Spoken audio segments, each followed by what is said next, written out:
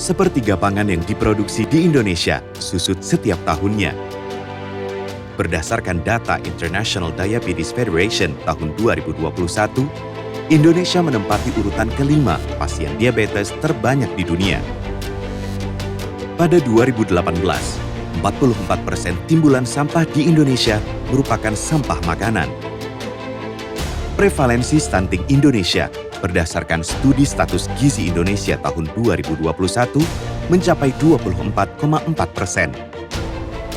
Berdasarkan laporan kajian Food Loss and Waste di Indonesia, timbulan susut dan limbah pangan di Indonesia mencapai 23 hingga 48 juta ton setiap tahun.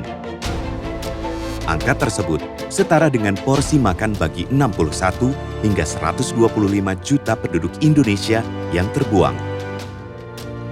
Hal ini menyebabkan kerugian ekonomi sekitar 213 sampai 551 triliun per tahun atau setara dengan 4% sampai 5% PDB nasional. Selain itu, susut dan limbah pangan di Indonesia menghasilkan emisi sejumlah 1.702,9 megaton karbon dioksida ekuivalen dalam kurun waktu 20 tahun. Permasalahan-permasalahan yang terjadi akibat pangan harus segera diselesaikan. Upaya yang dapat dilakukan adalah dengan transformasi sistem pangan secara menyeluruh. Pangan merupakan segala sesuatu yang berasal dari sumber hayati produk pertanian, perkebunan, kehutanan, perikanan, peternakan, perairan, dan air, baik yang diolah maupun tidak diolah, yang diperuntukkan sebagai makanan atau minuman untuk dikonsumsi manusia.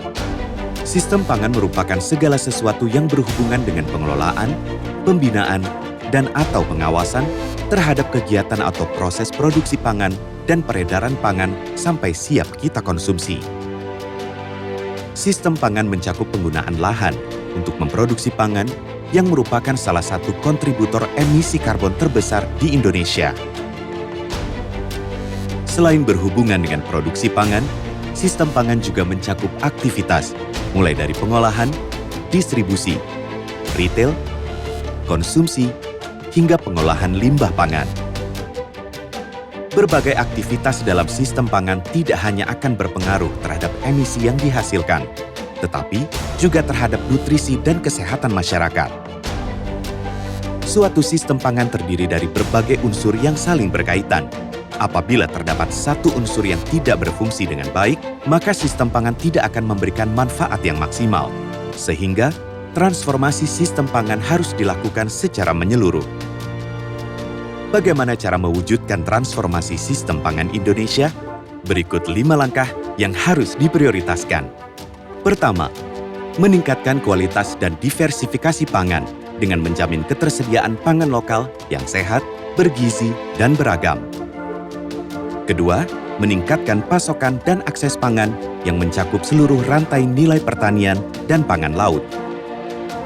Ketiga, menurunkan susut dan limbah pangan per kapita, misalnya dengan mendorong konsumsi pangan secara bijak sebagai gaya hidup.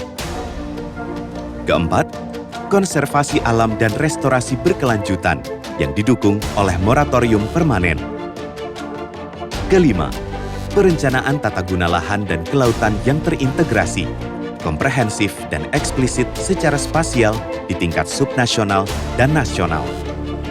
Dengan transformasi sistem pangan menjadi lebih berkelanjutan, kita dapat mewujudkan lingkungan yang lestari sekaligus memastikan kesehatan dan keadilan sosial bagi masyarakat, serta memperkuat ketahanan pangan baik dari segi jumlah, mutu, keragaman, aspek gizi, dan keterjangkauan.